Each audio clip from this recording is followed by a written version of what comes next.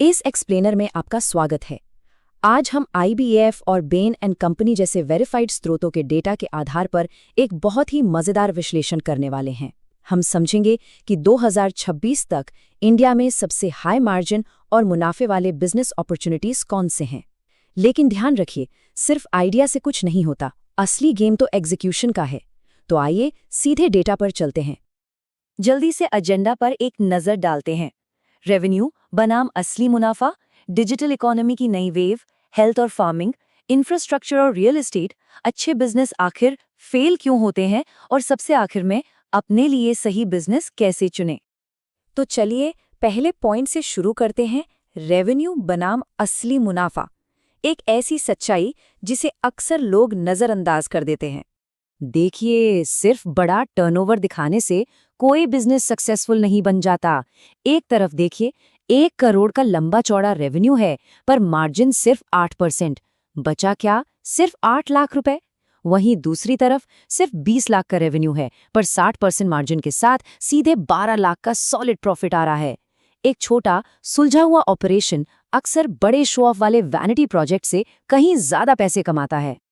आगे बढ़ते हैं हमारी पहली बड़ी वेव की तरफ, द डिजिटल इकोनॉमी। यहाँ ग्रोथ बहुत तेजी से होती है। अब इस चार्ट को देखिए, इंडिया का कुल एड स्पेंड 1 लाख करोड़ रुपए क्रॉस कर चुका है और इसमें से अकेला डिजिटल मीडिया 46% हिस्सा ले रहा है। मतलब लगभग आधा पैसा सिर्फ और सिर्फ डिजिटल में फ्लो हो रहा है। जहां पैसा जा रहा है, इमीडिएट अपॉर्चुनिटी भी तो वही है ना। इस वेव में 4 मॉडल सबसे आगे हैं: IT और SaaS products, content creation, online education और डिजिटल मार्केटिंग एजेंसीज। इनमें 40 से लेकर 85% तक का भारी मार्जिन मिलता है। ऐसा क्यों? क्योंकि एक नए कस्टमर को सर्व करने की एक्स्ट्रा कॉस्ट लगभग 0 होती है। एक बार प्रोडक्ट सेट हो गया तो रेवेन्यू बहुत जबरदस्त तरीके से स्केल होता है। पर ध्यान रखिए, यहाँ एक बहुत बड़ा जाल है जिसे द प्लेटो ट्रैप कहते हैं। होता क्या है कि ऑपरेटर्स एक के बाद एक नए प्रोजेक्ट्स के पीछे भागते रहते हैं और प्रोजेक्ट टू प्रोजेक्ट जीने वाले बिजनेसेस एक पॉइंट पर आकर अटक जाते हैं। असली प्रॉफिट तब बनता है जब रिकरिंग सब्सक्रिप्शंस या मंथली रिटेनर्स लॉक किए जाएं, ताकि रेवेन्यू का एक स्टेडी फ्लो बना रहे। चलिए अब डिजिटल दुनिया से निकलकर फिजिकल दुनिया की तरफ चलते हैं। हमारी दूसरी वेव है हेल्थ, फूड और फार्मिंग। यहाँ हम हेल्थ कॉन्शियस शहरी लोगों को टारगेट कर रही हैं। हेल्थ और Ayurveda, D2C, organic farming, cloud kitchens और फार्मा डिस्ट्रीब्यूशन। इनमें 15 से 7% तक के अच्छे मार्जिन्स हैं। रिटर्न्स वाकई शानदार हैं, लेकिन एक पेच है। इन बिजनेसेस को चलाने के लिए ग्राउंड लेवल की सॉलिड नॉलेज और बहुत ही स्ट्रिक्ट ऑपरेशनल कंट्रोल चाहिए होता है। और वहीं स्ट्रिक्ट कंट्रोल ना होने पर एंट्री होती है मार्जिन ईटर्स की। ग्रॉस मार्जिन सुनने में तो अच्छे लगते हैं, पर असलियत थोड़ी अलग है। मान लीजिए आपका एक क्लाउड किचन है और आप पूरी तरह से फूड डिलीवरी ऐप्स पर डिपेंडेंट हैं। वो 18 से 28% तक का लंबा चौड़ा कमीशन ले लेते हैं। ये कमीशन सीधा आपके प्रॉफिट को खा जाएगा। इसलिए बिजनेस को बचाने के लिए सीधे कस्टमर्स के साथ रिश्ता बनाना बेहद जरूरी है। अब आते हैं तीसरे और सबसे सॉलिड हिस्से पर, इंफ्रास्ट्रक्चर और रियल एस्टेट। जो लंबा खेल खेलना चाहते हैं, ये उनके लिए है। इस बार चार्ट को जरा गौर से देखिए। 2023 में EV बैटरी मार्केट लगभग $16 बिलियन का था और 2028 तक इसके $27 बिलियन क्रॉस करने का अनुमान है। ये कोई छोटा मोटा ट्रेंड नहीं है, ये गवर्नमेंट फंडिंग से चलने वाला एक मैसिव स्ट्रक्चरल शिफ्ट है। लंबा समय जरूर लगेगा, पर यह बेहद मुनाफा वाला प्ले है। इस कैटेगरी में आते हैं रियल एस्टेट कंसल्टिंग, EV और सोलर इंफ्रा, वेडिंग्स और इवेंट्स और लॉजिस्टिक्स। इनमें शुरू में काफी कैपिटल और पेशेंस लगता है, पर सोचकर देखिए, ये सीधा देश के तेजी से बढ़ते शहरीकरण और $125 बिलियन की ई-कॉमर्स मार्केट की जरूरतों को पूरा कर रहे हैं। डिमांड बिल्कुल क्लियर है।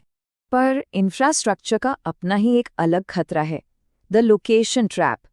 एक बेहतरीन आइडिया भी बुरी तरह फेल हो सकता है अगर उसकी लोकेशन गलत हो। किसी सुनसान हाईवे पर EV चार्जिंग स्टेशन लगाना कोई बड़ी कामयाबी नहीं देगा। इन सर्विसेज को वहां लगाना चाहिए जहां लोग पहले से ही अपना वक्त बिताते हैं, जैसे मॉल्स या बिजी कैफेज। और यहीं से हम बढ़ते हैं अपने अगले अहम पॉइंट पर। आखिर इतने अच्छे आइडियाज फेल क्यों हो जाते हैं? नया बिजनेस शुरू करने का जोश अक्सर कड़ी असलियत से टकराता है। गलतियां कहाँ होती हैं? ग्रॉस मार्जिन को ठीक से ना समझना, कस्टमर्स तक पहुंचने का कोई ठोस प्लान ना होना, नए क्लाइंट्स पाने के लालच में प्राइसेस को बहुत ही कम कर देना और गलत टाइम पर गलत लोगों को हायर कर लेना। ये गलतियां किसी भी प्रॉफिटेबल आइडिया को डुबा सकती हैं।